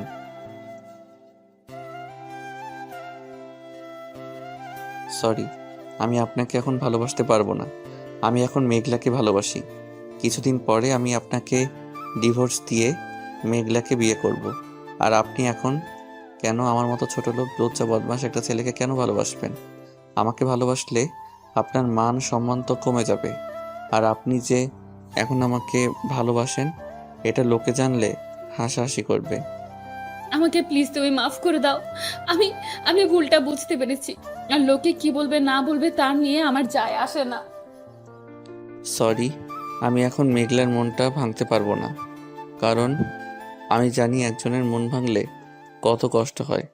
আর কয়েকদিনের মধ্যেই আপনার আর আমার ডিভোর্স হয়ে যাবে। এখন এগুলো বলছেন কেন? এইগুলো বলছি কারণ তোমাকে আমি ভালোবেসে ফেলেছি। কেন, নীলের কি হয়েছে? সে কি আমার মতো গরিব হয়ে গেছে, নাকি বিয়ে করে ফেলেছে? অনেক রাত হয়ে গেছে, সরেন, এখন আমি ঘুমাবো। সকালে আবার আমার অফিস আছে। তুমি ইচ্ছে করলে আমার সাথে খাটে ঘুমাতে পারো। সরি, আমার মতো ছোট লোকের, আপনার মতো ধনী ঘরের মেয়ের সাথে এক বিছানাতে ঘুমাতে পারবো না। এই কথাটা বলার পরে সোহানের মুখটা কালো করে খাটে গিয়ে শুয়ে পড়লো। আর ফারহান সোফায় শুয়ে শুয়ে ভাবছে, আমাকে অনেক কষ্ট দিছ, অনেক অপমান আর চড় দিছ। এখন দেখো কেমন লাগে। তুমি আমাকে যেই পরিমাণ কষ্টগুলো দিছ, আমিও ঠিক তোমাকে সেই পরিমাণ কষ্ট দিব। তারপর তোমাকে মেনে নিব। এগুলো মনে মনে ভাবতে থাকলো। একটু পরে ঘুমের রাজ্যে হারিয়ে গেল। সকালে ফারহান, এই ফারহান ওঠো, তোমার অফিসের দেরি হয়ে যাচ্ছে। ফারহান ঘুম থেকে উঠেই, তুই কোন অধিকারে আমার গায়ে হাত দিয়েছিস? আর তোকে কি আমি ডাকতে বলেছি? আর কোনোদিন যদি এমন দেখি তাহলে তোর খবর আছে। সোহানা ফারহানের কথা শুনে কান্না করতে করতে নিচে চলে গেল। আর ফারহান চলে গেল ওয়াশরুমে ফ্রেশ হতে। তারপর ফ্রেশ হয়ে নাস্তা করে অফিসে যাওয়ার জন্য রওনা হলো। বাড়ির বাইরে অনেকক্ষণ দাঁড়িয়ে আছে, কিন্তু কোনো রিক্সা পাচ্ছে না। হঠাৎ সোহানের গাড়ি এসে ফারহানের সামনে দাঁড়ালো। সোহানা জানলা দিয়ে বলল, গাড়ির ভেতরে আসো, আমি তোমাকে তোমার অফিসে নামিয়ে দিয়ে আসি। সরি, আমি আসলে কোনো বড়লোক মানুষের গাড়িতে উঠি না। অফিসে এসে নিজের ডেস্কে বসে কাজ করছিল, তখনই মেঘলার আগমন। কি রে, কি করিস? এই তো কাজ করতেছি রে। চল আমার সাথে। কোথায় যাবি? তোকে আমি আসতে বলছি, আই এত প্রশ্ন করতেছিস কেন? Sorry madam. ওই, আমি তোর কিসের ম্যাডাম? হ্যাঁ, আর একদিন যদি তুই আমাকে ম্যাডাম বলিস তাহলে তোর একদিন আর আমার যতদিন লাগে। তারপর মেঘলার সাথে মেঘলার গাড়িতে গিয়ে বসলো। মেঘলা গাড়ি স্টার্ট দিল। কিছুক্ষণ পরে ওরা একটা কফি শপের কাছে পৌঁছে গেল। তারপর মেঘলা ফারহানকে কফি শপের ভেতরে নিয়ে গেল। ফারহানও কিছু না বলে মেঘলার সাথে কফি শপের ভেতরে চলে গেল। তারপর মেঘলা 2 কাপ কফি অর্ডার করলো। একটু পরে কফি চলে আসলো। ফারহান কফি খেতে লাগলো। এখনো মেঘলার সাথে কোনো কথা বলেনি। কি কাজ? একটু পরে সোহানা এসে কফি খেতে আসবে, আর সোহানায় আসার সাথে সাথেই আমরা প্রেমের অভিনয় করব। এখন কি আমার সাথে রাগ করে থাকবি? ফারহান কিছু না বলে হেসে দিল। ফারহান আর মেঘলার হাসাহাসি করছে। এমন সময় সোহানা আসলো। ফারহান আর মেঘলাও প্রেম অভিনয় শুরু করে দিল। মেঘলা বলল, আচ্ছা বাবু, তুমি আমাকে বিয়ে করবে কবে? এই মাসের শেষ দিয়ে ওই ডাইনিটাকে ডিভোর্স দিয়ে তোমাকে বিয়ে করব বাবু। ওই নষ্টা মেয়েটা তোমাকে অনেক কষ্ট দিয়েছে, তাই না বাবু? বাবু। এদিকে সোহানা ওর আর মেঘলার এই কথাগুলো শুনে সেখান থেকে কান্না করতে করতে চলে গেল। একটু পরে ফারহান আর মেঘলাও চলে আসলো। মেঘলা বলল সে নাকি মার্কেটে যাবে, তাই কফি শপ থেকে সোজা চলে আসলো মার্কেটে। মেঘলার মার্কেট করতে করতে প্রায় 3 ঘন্টা লাগলো। আল্লাহ জানে মেয়েদের মার্কেট করতে এত সময় কেন লাগে। মার্কেট শেষ করে মেঘলাকে নিয়ে ঘুরতে থাকলো। তারপর রাতে একটা রেস্টুরেন্ট থেকে দুজন খাওয়া দাওয়া করে যে যার বাসায় চলে গেল। বাসায় এসে কলিং বেল দিতে সোহানা দরজা খুলে দিল। মনে হচ্ছে ওর জন্য দরজার পাশে বসে অপেক্ষা করছিল। ফারহান কিছু না বলে রুমে এসে ফ্রেশ হয়ে সোফায় শুয়ে পড়লো। একটু পরে সোহানা রুমে আসলো আর বলল, অফিস তো ছুটি হয়েছে সেই সন্ধ্যায়, তুমি এখন বাড়ি ফিরলে কেন? অবশ্যই আমাকে দিতে হবে। ঠাস ঠাস করে সোহানাকে 2টা থাপ্পড় দিয়ে বলল, শোন, আমি তোর কাছে কৈফিয়ত দিতে বাধ্য নই, আর কখনো আমার কাছে কোনো কিছুর কৈফিয়ত জানতে আসবি না। যদি আসিস তাহলে আজকের থেকে বেশি জোরে মাইর খাবি, কথাটা যেন মাথায় থাকে। আর তুই যে সময় অনেক দেরি করে বাসায় ফিরতি, তখন কি আমি তোর কাছ থেকে কৈফিয়ত চাইতাম? কখনোই চাইতাম না। সো তুইও আমার কাছে কোনো কৈফিয়ত চাবি না। আর মাকে বলিস আমি বাড়ির থেকে খেয়ে এসেছি। সোহানা মাথাটা ঝুলিয়ে হ্যাঁ বলল। তারপর ফারহান ঘুমিয়ে গেল। এভাবেই চলছিল দিনকাল। ফারহান সোহানাকে আগের থেকে আরো বেশি কষ্ট আর অপমান করে, আর থাপ্পড়ও দেয়। দেখতে দেখতে 5 মাস 20 দিন শেষ হয়ে গেল, আর বাকি আছে মাত্র 10 দিন। ফারহান আর সোহানা ডিভোর্স হয়ে যাবে এরপর। এটা ভাবতে মনের মধ্যে ব্যথা অনুভব করতে থাকলো। মনে হচ্ছে কেউ ওর কলিজা আর মনের মাঝখানে হাতুড়ে দিয়ে পেটাচ্ছে। ভাবলো এই 10টা দিন সোহানাকে অনেক কষ্ট দেবে, তারপর সোহানাকে আপন করে নেবে। যেই ভাবনা সেই কাজ। আজকে মেঘলাকে বাড়িতে নিয়ে আসলো। ফারহান আর মেঘলা প্রেমের অভিনয় করবে তা দেখে সোহানা কষ্ট পাবে, তার জন্য মেঘলাকে বাড়িতে নিয়ে আসা। কারণ হলো কোনো মেয়ে তার স্বামীকে অন্য কোনো মেয়ের সাথে দেখতে পারবে না। তাই মেঘলাকে এই 10 দিনের জন্য বাড়িতে নিয়ে আসলো ফারহান। ফারহানের সাথে মেঘলাকে বাড়িতে ঢুকতে দেখে সোহানার মনটা খারাপ করে রুমে চলে গেল। ফারহান মেঘলাকে নিয়ে আম্মুর কাছে গেল আর বলল, আম্মু দেখো কে এসেছে। কে এসেছে রে? এটা বলার পরে মেঘলা ওর পেছন থেকে আম্মুর সামনে আসলো। মেঘলা আম্মুর সামনে যেতেই বলা শুরু করে দিল, কি রে মা, কেমন আছিস? ভালো আন্টি, তুমি কেমন আছো? আমিও ভালো আছি। তা তোর আব্বু কেমন আছে? তারা আসলো না কেন? তারাও ভালো আছে, আর তারা আজকে দেশের বাইরে যাচ্ছে 10 দিনের জন্য, তাই আসে না। ও, তুই তাহলে বস, আমি তোর জন্য কিছু খাবার নিয়ে আসি। আরে আন্টি, কিছু আনতে হবে না, আমি খেয়ে এসেছি এখানে। আম্মু শোনো। হ্যাঁ বল, শুনছি। আম্মু আঙ্কেল দেশের বাইরে যাবেন, তাই মেঘলাই আমাদের বাসাতে 10 দিন থাকবে।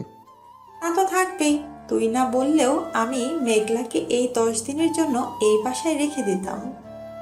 তারপর মেঘলা আর আম্মু কথা বলতে থাকলো। ফারহান চলে আসলো ওর রুমে। রুমে এসে দেখে সোহানা বিছনাতে শুয়ে ফুপিয়ে ফুপিয়ে কান্না করছে। সোহানাকে কান্না করতে দেখে ফারহানের অনেক কষ্ট হচ্ছিল। মনটা চাচ্ছিল সোহানাকে শক্ত করে জড়িয়ে ধরে ওর চোখের পানিগুলো মুছে দিতে। মন চাচ্ছিল সোহানাকে বুকে জড়িয়ে তার কপালে একটা ভালোবাসার পরশ এঁকে দিতে। কিন্তু এগুলো করলো না। ফারহান রুমে ঢুকে ধমক দিয়ে সোহানাকে বলল, কি হয়েছে? এমন ঢং করছেন কেন? মেঘলাকে তুমি কেন এই বাড়িতে নিয়ে এসেছো? আজ বাদে কাল আমি মেঘলাকে বিয়ে করব, তাই নিয়ে এসেছি। আচ্ছা, মেঘলাকে নিয়ে আসাতে তোমার কোনো সমস্যা হচ্ছে? সমস্যার কারণ হলো কোনো মেয়ে তার স্বামীকে অন্য মেয়ের সাথে দেখতে পারবে না।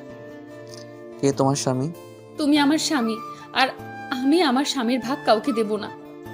আমার মতো ছোট লোক, লুচ্চা লম্পট, যার স্বভাবের ঠিক নেই, সে তোমার স্বামী? তুমি কি আমাকে স্বামী হিসেবে মানতে পারবে?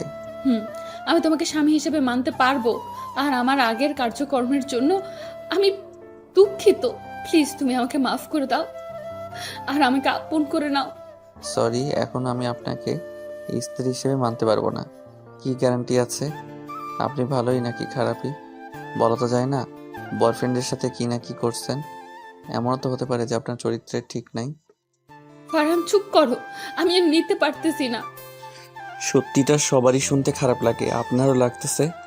প্লিজ ফারহান, তুমি আমাকে বিশ্বাস করো, একটা সুযোগ দাও আমাকে, প্লিজ একটি সুযোগ দাও। এ কি, আমার মতো একটা ছোট লোক, চরিত্রহীন ছেলের পা আপনি কেন ধরছেন? প্লিজ ফারহান, এগুলো বলে আমাকে আর কষ্ট দিও না। আমি আমার ভুলটা বুঝতে পেরেছি, এখন তুমি আমাকে ক্ষমা করে দাও। আমি কাউকে ক্ষমা করতে পারবো না।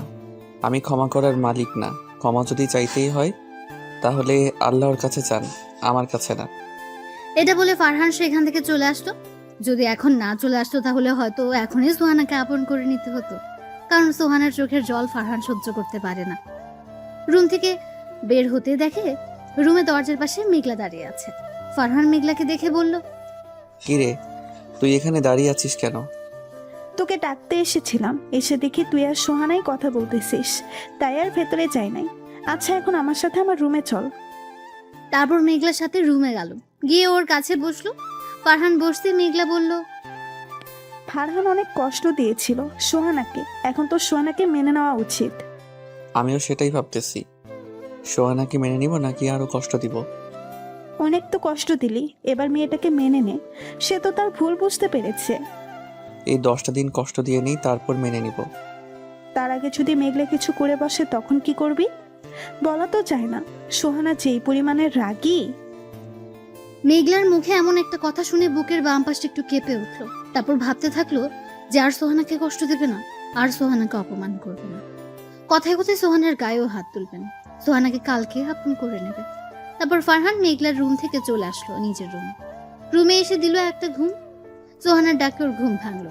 ঘুম থেকে উঠে দেখে সন্ধ্যা হয়ে গেছে, তাই ফ্রেশ হয়ে চলে আসলো ছাদে দাঁড়িয়ে আকাশের দিকে তাকিয়ে ভাবতে থাকলো, বাস্তবতাটা বড়ই অদ্ভুত। এতদিন সোহানার পিছনে আমি ঘুরেছি, কিন্তু সোহানা আমাকে কোনো পাত্তা দেয়নি। আর এখন সোহানাই আমার পিছনে ঘুরতেছে, আমি তাকে কোনো পাত্তা দিচ্ছি না। আগে সে আমার সাথে খারাপ ব্যবহার করত, আর এখন আমি তার সাথে খারাপ ব্যবহার করি। এগুলো ভাবছে এমন সময় সোহানা ছাদে এসে বলল, এই সময় তুমি ছাদে কি করছো? আকাশের তারাগুলো গুনতেছিলাম। আপনি এখন ছাদে এসেছেন কেন? তোমাকে খুঁজতে এসেছিলাম। আমাকে খুঁজছেন কেন জানতে পারি? রুমে একা একা ভালো লাগছিল না, তাই ভাবলাম তোমার সাথে গল্প করব, তাই তোমাকে খুঁজতেছিলাম। আমার মতো ছোট লোক, চরিত্রহীন ছেলের সাথে আপনি কি গল্প করবেন? আর আমার মতো ছেলের তো বিশ্বাস নাই, সুযোগ পেলেই আপনার ইজ্জতের উপরে হাত দিতে পারি। প্লিজ ফারহান, তুমি আমাকে মাফ করে দাও। আর আমি আমার আগের ব্যবহারের জন্য খুবই দুঃখিত, খুবই লজ্জিত। আপনাকে মাফ করব, কিন্তু আমার কিছু শর্ত আছে। যদি আপনি শর্তগুলো রাজি হন তাহলে আমি আপনাকে মেনে নিব। বলো ফারহান, কি শর্ত? আমি তোমার সব শর্ত মানতে রাজি আছি। আমার প্রথম শর্ত হলো 5 ওয়াক্ত নামাজ পড়তে হবে। দ্বিতীয় শর্ত হলো আমার বাবা মাকে নিজের বাবা মা মনে করে সেবা করতে হবে। তৃতীয় শর্ত হলো কোনো অহংকার আপনার মনে থাকতে পারবে না। আর চতুর্থ শর্ত হলো আমার অনুমতি ছাড়া কোনো পুরুষের সাথে কথা বলতে পারবেন না। এখন বলুন, আপনি কি আমার শর্তগুলো মানতে পারবেন? আমি তোমার সব শর্ত মানতে পারবো। তুমি আমাকে আপন করে নিবে তো? এই শর্তগুলো যদি ঠিকমতো পালন করতে পারেন তাহলে আমি আপনাকে মেনে নিব। ঠিক আছে, আমি তোমার সব শর্ত এখন থেকে মেনে চলবো। বলো, কতদিন এভাবে চললে তুমি আমাকে আপন করে নিবে? আমাদের ডিভোর্সের আর মাত্র 10টা দিন বাকি আছে। তুমি যদি এই 10 দিন সবগুলো শর্ত পালন করতে পারো তাহলে 10 দিন পরে আমি তোমাকে মেনে নিব, আর যদি না মানতে পারো তাহলে 10 দিন পরে আমি তোমাকে ডিভোর্স দিয়ে দিব। ঠিক আছে, এই 10 দিন আমি তোমার সবগুলো শর্ত অক্ষরে অক্ষরে পালন করব। ঠিক আছে, এখন তাহলে আমি আসি। এটা বলে সেখান থেকে খাবার খাওয়ার জন্য টেবিলে চলে আসলো। তারপর সবাই মিলে একসাথে রাতের খাবারটা খেলো। তারপর যে যার রুমে চলে আসলো। রুমে এসে সোফাতে শুয়ে পড়বে তখনই সোহানা বলল, আজকে থেকে কি আমার সাথে খাটে ঘুমানো যায় না? ফারহান সোহানার কথা শুনে তার দিকে তাকালো। তাকিয়ে দেখে চোখের কোণে পানি এসে আছে। না করলেই মনে হয় চোখ থেকে পানিগুলো পড়ে যাবে, তাই বলল, আপনার সাথে ঘুমাতে পারবো, কিন্তু একটা শর্ত আছে। আবার কি শর্ত? আপনার আর আমার মাঝে একটা কোলবালিশ, আর আপনি আমার দিকে আসতে পারবেন না। ঠিক আছে, তুমি যা বলবে তাই হবে। তারপর ফারহান গিয়ে খাটের একপাশে শুয়ে পড়লো। একটু পরে ফারহান আর সোহানা মাঝখানে একটা কোল বালিশটা রেখে সোহানাও ঘুমিয়ে পড়লো। ফারহান এখনো ঘুমায়নি, কারণ প্রতি রাতে সোহানাকে মনটা ভরে দেখে তারপর ঘুমায়। তাই আজকেও সোহানাকে মন ভরে দেখে ঘুমিয়ে গেল। ফজরের সময় সোহানা ডাকে ঘুম ভাঙলো। তারপর ফ্রেশ হয়ে নামাজ পড়ার জন্য মসজিদে চলে আসলো। তারপর নামাজ শেষ করে কিছুক্ষণ আশেপাশে ঘোরাঘুরি করে চলে আসলো বাসায়। বাসায় এসে সোজা ওর রুমে চলে আসলো। রুমে ঢুকে দেখে সোহানা নামাজ পড়ে মোনাজাত করে কান্না করছে আর আল্লাহর কাছে বলছে, আল্লাহ, তুমি ফারহানকে আমার কাছে ফিরিয়ে দাও, ও শর্তগুলো যেন পালন করতে পারি। যে ধৈর্য সহ্য আমাকে তুমি দিয়ে দাও। হে আল্লাহ, আমার স্বামীকে আমার কাছে ফিরিয়ে দাও। হে আল্লাহ, এতদিন আমি অনেক খারাপ কাজ করেছি, তুমি আমাকে মাফ করে দাও। হে আল্লাহ, আমাকে আমার স্বামীর পায়ের নিচে একটু জায়গা দেওয়া হোক। আজকে সোহানার মোনাজাতে কান্না করাটা অনেক ভালো লাগলো। ওর কান্না দেখে ওর প্রতি রাগগুলো সব মাটি হয়ে গেল। নিজেকে নিয়ে এখন অনেক গর্বিত হচ্ছে ফারহান। গর্বিত হওয়ার কারণ হলো কোনো মেয়ে মোনাজাত ধরে ওর জন্য কান্না করছে। এটা ভেবে অনেক ভালো লাগছে তার। কয়েকজনের ভাগ্যে এমন হয় বলুন, কয়জনকে পাওয়ার জন্য এমন কেউ মোনাজাত করে কান্না করে। এগুলো ভাবতে ভাবতে আবার বাসায় বাইরে চলে আসলো। দেখতে দেখতে দুপুর হয়ে গেল। মেঘলা ওকে ফোন দিয়ে জিজ্ঞেস করলো ও কোথায়। তখন ফারহান বলল, এই রেস্টুরেন্টের সামনে আছি, তুই আয়। একটু পরে মেঘলা আসলো। তারপর মেঘলা আর ফারহান রেস্টুরেন্টে ঢুকলো। রেস্টুরেন্টে ঢুকে একটু সামনে যেতে বড় ধরনের একটা শখ খেলো। শখ খাওয়ার কারণ হলো ফারহানের সামনে টেবিলটিতে সোহান একটা ছেলের সাথে বসে আছে, আর ছেলেটি সোহানার হাত ধরে বসে আছে। ফারহান সোহানার এইসব কাজ দেখে নিজের চোখে বিশ্বাস করতে পারছে না। সোহানাকে এভাবে অন্য একটা ছেলের সাথে দেখে তার অনেক কষ্ট হচ্ছিল। তাই মেঘলাকে নিয়ে সে রেস্টুরেন্ট থেকে বাইরে চলে আসলো। মেঘলাকে নিয়ে একটা নদীর পাড়ে গেল। সেখানে ফারহান প্রায় যায়। ভাবলো আজকে মনটা যখন ভালো নেই, তাই আজকে মেঘলাকে নিয়ে নদীর পাড়ে গিয়ে বসে থাকো। নদীর পাড়ে এসে একটা টেবিলের উপর দুজন বসলো। দুজনে চুপ করে নদীর দিকে তাকিয়ে আছে। ফারহান মনে মনে ভাবছে, আর মনে হয় সোহানাকে আমার করে পাবো না। আর মনে হয় সোহানা আমার কাছে এসে বলবে না যে ফারহান, আমাকে তুমি মাফ করে দাও, আমাকে তুমি আপন করে নাও। আর মনে হয় সোহানাই আমাকে জড়িয়ে ধরে একটু কান্না করবে না। আচ্ছা, 10 দিন পরে সোহানাই কি আমাকে ডিভোর্স দিয়ে ওই ছেলেটির হাত ধরে চলে যাবে? আমি কি ওকে ছাড়া থাকতে পারবো? না না, আমি ওকে ছাড়া থাকতে পারবো না। যে করেই হোক সোহানাকে বুঝিয়ে আমার কাছে রাখতেই হবে। আমি সোহানাকে ছাড়া বাঁচতে পারবো না। এগুলো মনে মনে ভাবছে এমন সময় মেঘলা বলল, কি রে ফারহান, তুই কান্না করতেছিস কেন? কই, আমি তো কান্না করতেছি না, মনে হয় চোখে কি যেন গেছে। তুই কি আমাকে ছোট বাচ্চা মনে করিস? আমি কিছুই বুঝি না। কান্না করা ছাড়া আর কি করবো বলো? কান্না না করে ভাবতে থাক কি করে সোহানাকে তোর কাছে রাখবি। সেটাই তো ভাবতেছি, কি করো এখন সোহানাকে আমার কাছে রাখবো? আরে মন খারাপ করিস কেন? আমি তো তোর পাশে আছি। চলো বাসায় যে অনেক খিদে লাগছে। চল। তারপর মেঘলাকে নিয়ে সে বাসায় চলে আসলো। বাসায় এসে দেখে সোহানা আগে বাসায় চলে এসেছে। ফারহান বাসায় যেতেই বলল, এই, তুমি এতক্ষণ কোথায় ছিলে? আমি সেই কখন থেকে তোমাকে খুঁজতেছি। ফারহান চুপ। চুপ থাকার কারণ হলো সোহানার কথা শুনে মনে হচ্ছে সে তাকে ডিভোর্সের জন্যই খুঁজছে। কি হলো, কথা বলছো না কেন? কোথায় ছিলে এতক্ষণ? এই তো একটু নদীর পাড়ে গিয়েছিলাম। জানো ফারহান, আজকে আমি অনেক খুশি।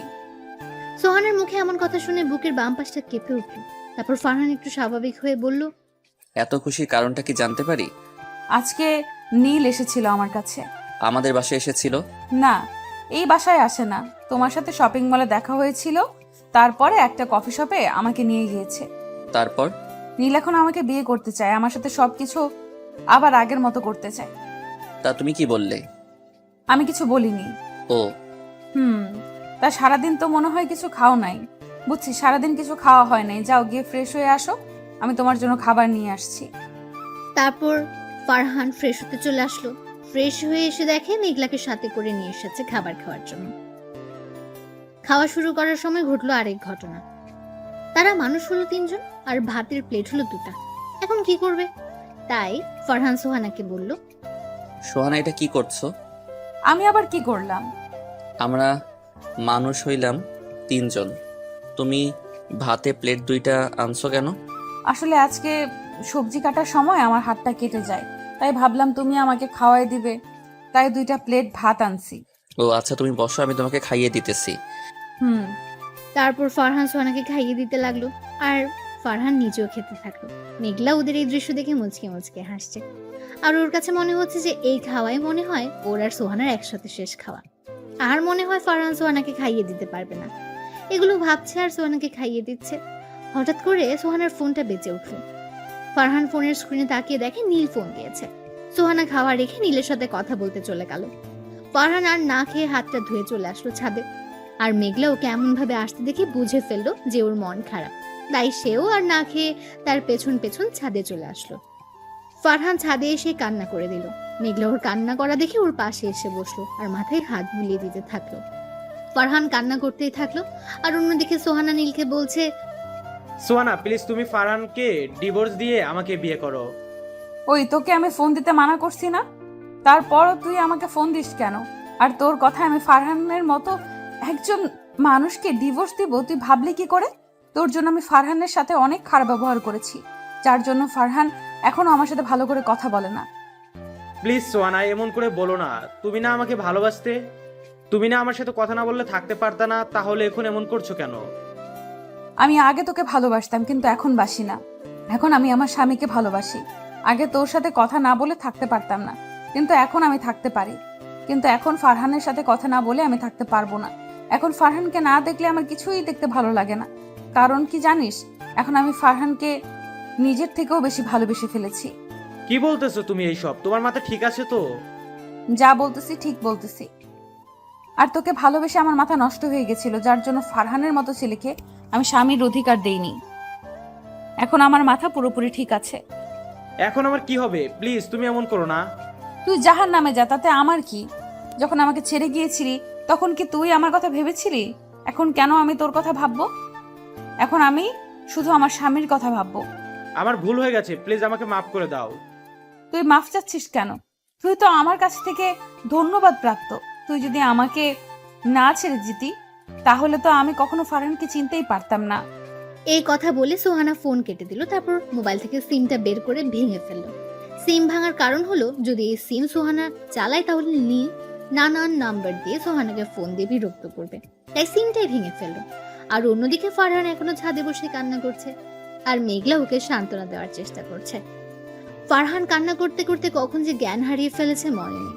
ফারহানের চুপ হয়ে যাওয়া দেখে মেঘলা ওকে ডাক দিল, কিন্তু কোনো সারা শব্দ পেল না। তাই মেঘলা একটু ধাক্কা দিল আর ফারহান পড়ে গেল। মেঘলা বুঝতে পারলো যে ফারহান কান্না করতে করতে জ্ঞান হারিয়ে ফেলেছে। তাই সে ওকে রেখে সোহানাকে বলল, সোহানার আব্বু আম্মুকে বলল যে ফারহান ছাদে জ্ঞান হারিয়ে পড়ে আছে। তাই শুনে তারা ছাদে আসলো। তারপর ওকে ছাদ থেকে হাসপাতালে নিয়ে গেল। ফারহানের যখন জ্ঞান ফিরলো তখন দেখলো সোহানা ওর একটা হাত জড়িয়ে ধরে ঘুমিয়ে আছে।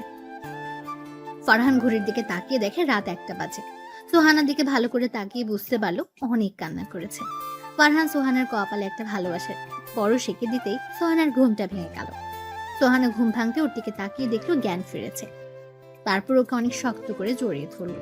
ফারহানও সোহানাকে অনেক শক্ত করে ধরলো। সোহানা ওর বুকের মাঝে কান্না করে দিল। ফারহানও আবার কান্না করে দিল। সোহানা কান্না করতে করতে ওর বুক বিছিয়ে ফেললো। তারপর ফারহান সোহানাকে বলল, এই পাগলি এমন ভাবে কান্না করছো কেন? তোমার কি হয়েছিল? তুমি জ্ঞান হারিয়ে ফেলেছিলে কেন? তোমার কথা ভাবতে ভাবতে কখন যে জ্ঞান হারিয়ে ফেলেছি মনে নেই। আমি মেঘলার কাছে সব শুনেছি। তোমার আর মেঘলার মাঝে যে কোনো সম্পর্ক নেই তা মেঘলাই আমাকে বলেছে। ও, মেঘনাই তোমাকে বলে দিয়েছে? হুম। আচ্ছা সোহানা, তুমি আমাকে ছেড়ে নীলের সাথে চলে যাবে না তো? জানো তুমি চলে গেলে আমি মরেই যাব। না পাগল, আমি তোমাকে ছেড়ে কখনোই নীলের কাছে যাব না, আর কখনোই তুমি মরে যাওয়ার কথাও মুখে আনবে না, মনে থাকবে? তুমি আমাকে কখনো কষ্ট দিও না, তাহলে আমিও আর মরে যাওয়ার কথা মুখে আনবো না। ঠিক আছে। পাগল। পাগলি। তারপরের দিন ওকে বাসায় আনা হলো। সারাদিন সোহানা ওর পাশেই ছিল। যখন ওর যা প্রয়োজন সব সোহানা এনে দিয়েছে। আজকে সোহানাকে পুরাই বউ বউ লাগছে। রাতে সোহানা আর ফারহান রুমে শুয়ে আছে। তখন সোহানা বলল, ফারহান, আমার না তোমার মতো একটা কিউট বেবি লাগবে। আমার মতো বেবি আনতে হলে তো তোমাকে অনেক কষ্ট করতে হবে। আমি কষ্ট করতে রাজি আছি। তাহলে বেবি আনার মিশন শুরু করা যাক। তার আগে তোমার পাঠক পাঠিকাদের বিদায় দাও।